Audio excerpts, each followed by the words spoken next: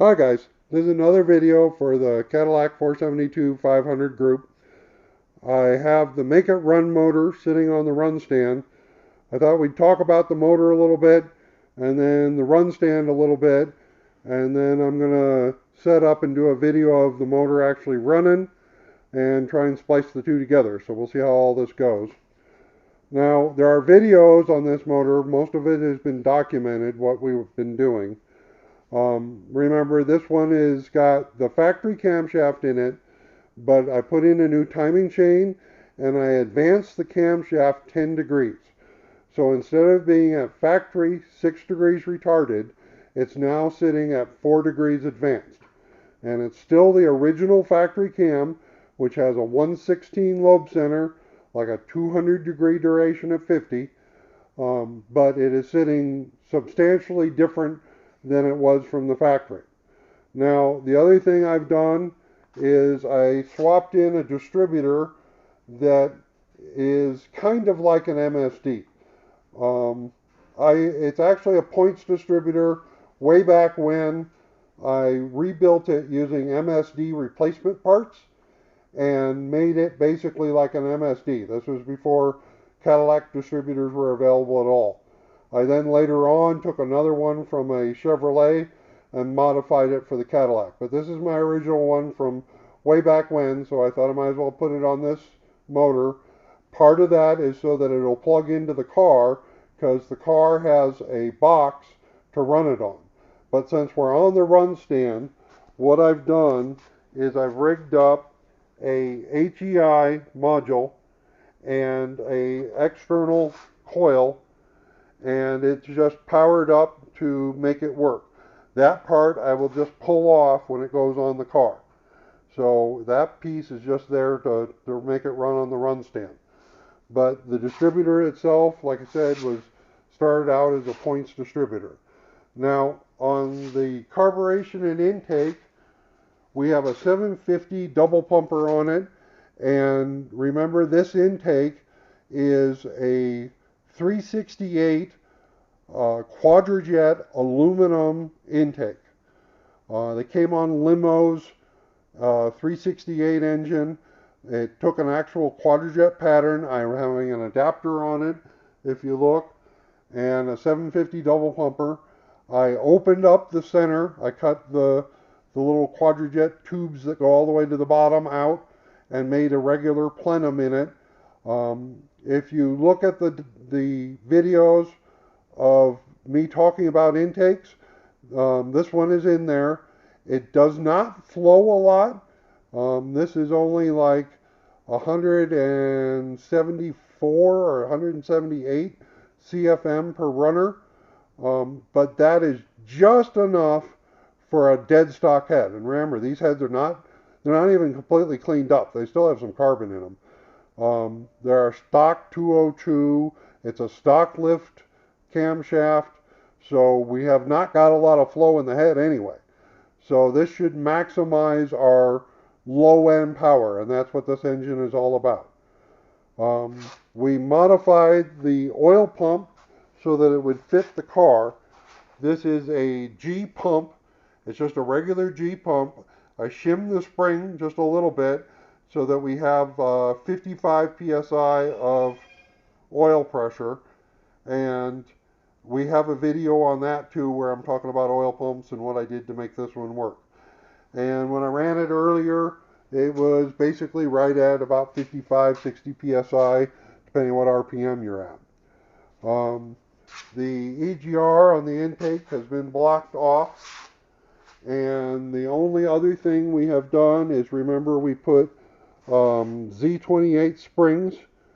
Remember, we did a video of me doing it on the motor without taking it apart, and then the one head where I did it taking it apart and showing the clearance of everything. This gives me room. If I don't like this camshaft, I can always put a little bigger cam in it. Plus, it'll give me a little more RPM potential because it is trying to go in the Monte Carlo. Now, for a starter, we have an LT1 small block Chevy, early 90s LT1 starter. That's got a straight bolt pattern, 153 tooth for Chevy, but that's the same as Cadillac, and it's a gear-driven starter. So that has plenty of power to crank the motor over, which I've shown in the group for the Cadillac 472 500. The only other thing that I have done is a different oil pan. I don't know if you can actually see it. That's one I made that fit the chassis years ago, and I made a new pickup tube, and we have video on that too. And I just made a real simple pickup tube because the original one was meant for a 68, which has a smaller tube diameter, and I didn't want to do that on this motor. I wanted the larger tube diameter. And plus, the end of it is actually LS, which is even a larger tube diameter. So it's actually a step tube to see how that does. So that's the basic motor. It's nothing terribly fancy. It's not really been, I mean, it's been apart, but not completely apart. We were calling it the make a run engine, but I'm starting to think we'll just call it a truck motor, because with this cam and this intake, this thing's going to be done at 4,500 RPM. There isn't going to be a lot of RPM, but it should be a good runner. Now, for the run stand, some of you guys are asking about the run stand. The run stand I built a while back. There was a thread on it in the 472 500 group. All I did was start with a engine stand, which I took the arms off and added a bell housing to it so that it would bolt up to the motor. I built a little rig on the front so that it supports the front of the motor. That keeps it from vibrating, trying to break off the back. I'm using the original headers from the Caddy Carlo, because we're making new headers for the Caddy Carlo, and just added a really basic muffler to the end to keep it a little bit quiet. I just recently added a tray in the back because, remember, we're talking about doing some fuel injection stuff, so I need somewhere to set the computer. And we've got the Acme intake over there that I'm working on that we will test run on this motor just to make sure that it runs and seems to work okay before we try and do anything else. The stand is fairly simple. I just added a couple of extra 2x2s at the bottom in order to add some strength to it and widen the front stance just a bit. That gave me enough room for a battery and a little fuel jug that has the pump mounted to it. It's a recirculating type pump, so I can set pressure for fuel injection, I can set pressure for carburetor, whatever I need.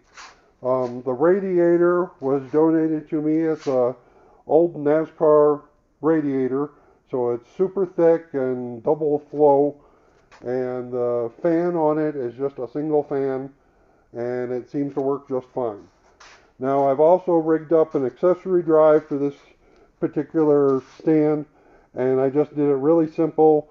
A bit of the air pump bracket at the bottom, a small block Chevy bracket at the top, and late model like 75, 76 pulleys to get the belt out far enough so it'll go on the alternator without the air pump. And that's all we're doing. I mean, and the alternator's just there so that I can run this for quite a while. When we ran this motor before, I had, a dozen hours on it or so, just trying to clean it up and make it work because it was in storage, if you remember correctly, for 20 years. So that's all that is. It's just really simple. The stand is really simple. The control box, I just used a ammo box so that I can open it up.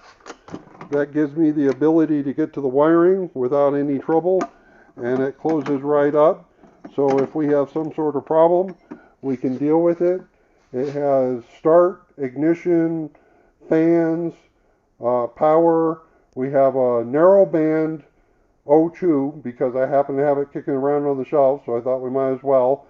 We have a tachometer, a water temp gauge, a vacuum gauge, and the exhaust probe that's in this this particular header, which already existed from stuff I did before. So I thought I might as well put it on the stand.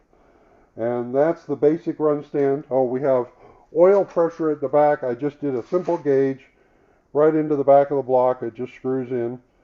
And this is also designed for small block Chevy, because I do some small block Chevy stuff.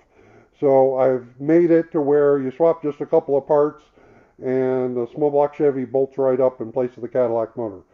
And this is just something simple so that I can test run stuff, make sure it's okay, you know, if it's going okay before it goes in a car, you know, just simple stuff. So, you know, it's not like I got any load or any way to dyno test it, but it's just a simple run stand just to make sure things are okay before I go. So that's the basic run stand, and that's the basic motor that we got running on it. Like I said, it's not much of a motor, and we got video on almost every little piece of it I've done. So I will sign off for the moment, and we will do another video of it firing up. It'll probably be a cold start, so hopefully it'll idle. But we'll do another video of it starting up and running and idling, and hopefully I can get a little better sound. So I'll talk to you later. Bye.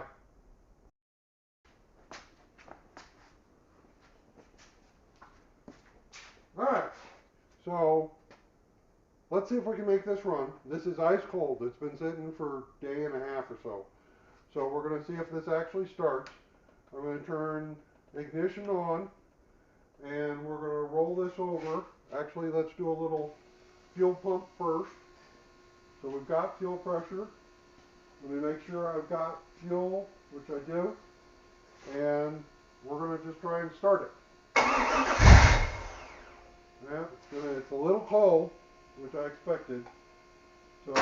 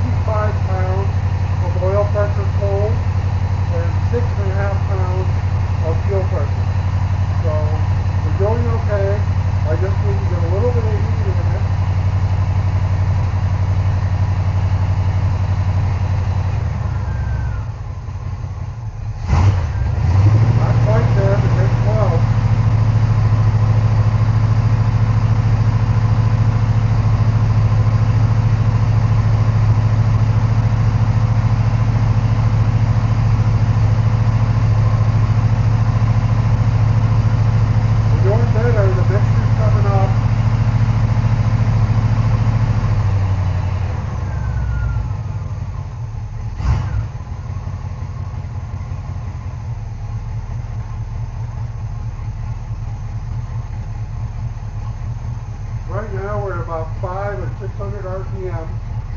It's idling really well. It's still a bit on the cold side, so it may give me a little trouble.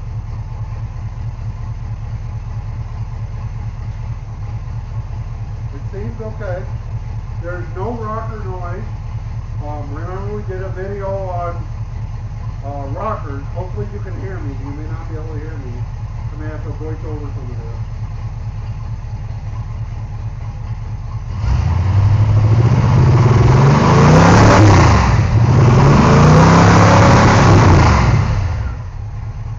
Still a little cold. Bit on the lean side.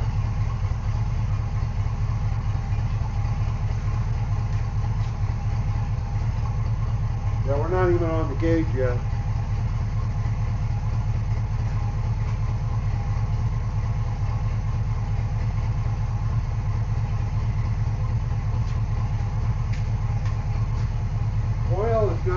65 pounds.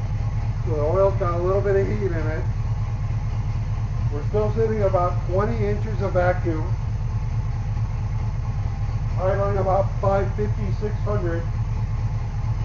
Still no temperature. We're less than 130. Mixture's looking a little better, so we're okay.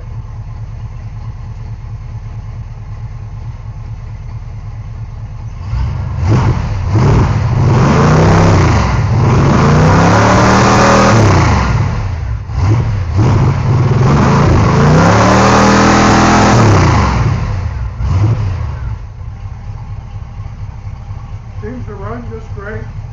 I don't see any problem with it at all. It has really good throttle response, even being cold here.